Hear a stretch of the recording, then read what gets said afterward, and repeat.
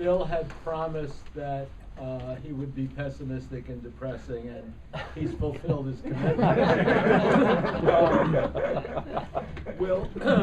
I'll turn chairmanship over to Bill to take questions.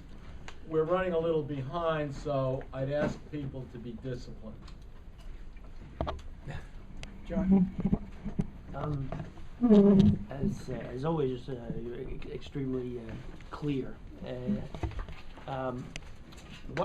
What would happen if you had a conversation with, say, Geithner? I mean, what would Geithner say to what you just presented? I mean, it was clear. It was persuasive. I mean, obviously, I'm already set up for it. But I mean, how does someone who's supposedly understands the economy, how would he respond to that without saying, "You're right, I'm just a flunky for these other guys"? I mean, I think he would say, if the banks had not been saved, the whole economy would have collapsed. It would have been a Great Depression. Everything I did, I had to do for the good of the country. It's not wrong. What he could have done, however, if it had been you instead of him, would be to do what the Norwegians did, the Swedes did. They nationalized all their banks. They cut off the stockholders who lost everything. They fired all the guys who caused the problem.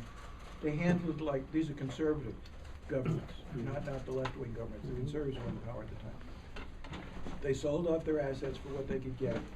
It didn't end up costing the taxpayers any money, but it ended up costing the capitalists who owned these banks, cost them. And that's what he should have done.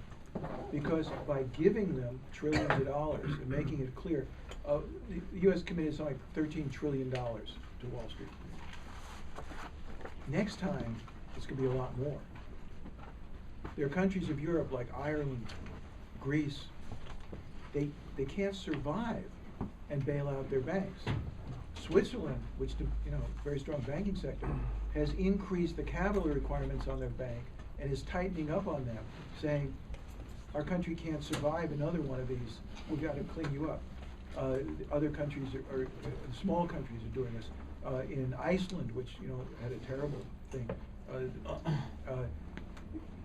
you have to prevent the banks from doing this. You have to, because you can't afford to bail them out. Geithner is setting up to do it again, and it's going to take a while till it's so bad that even he will wake up. But till then, he will say this is the only way to do it.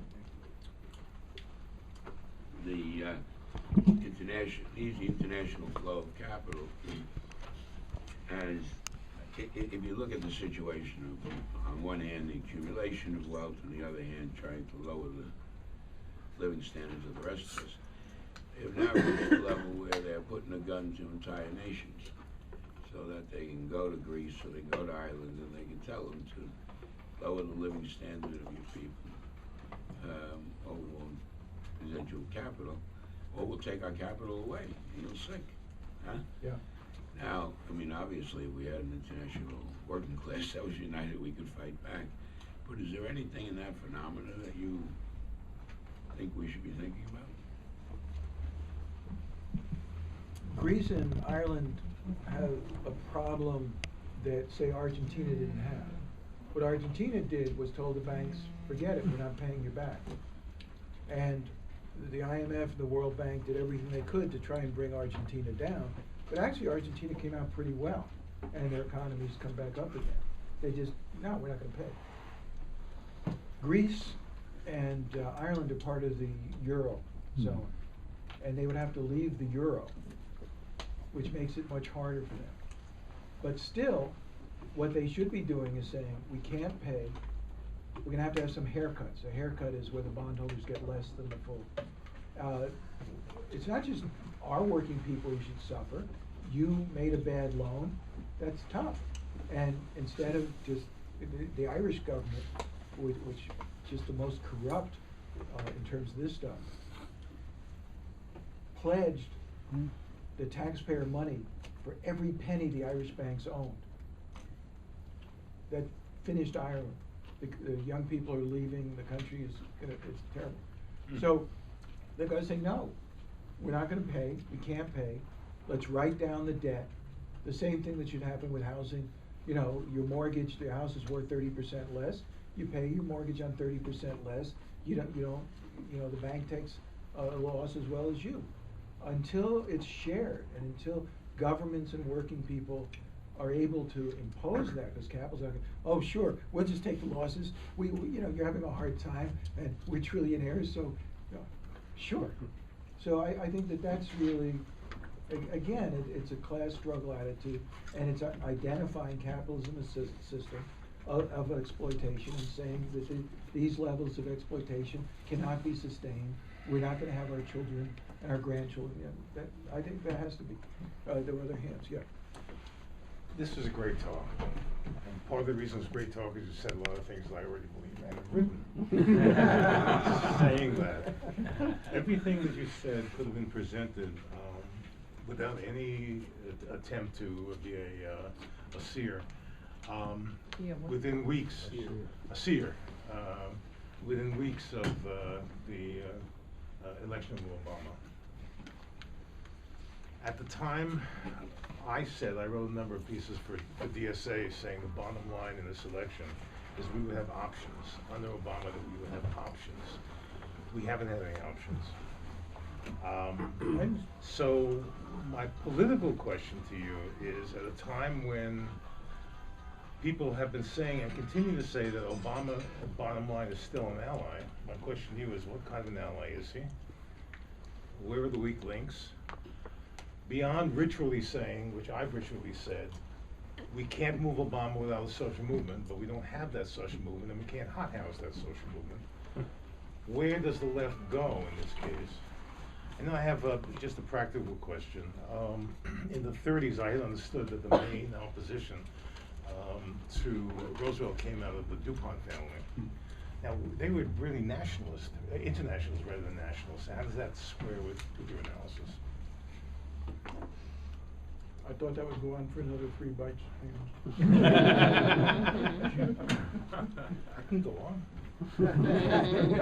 Maybe. This is Mike.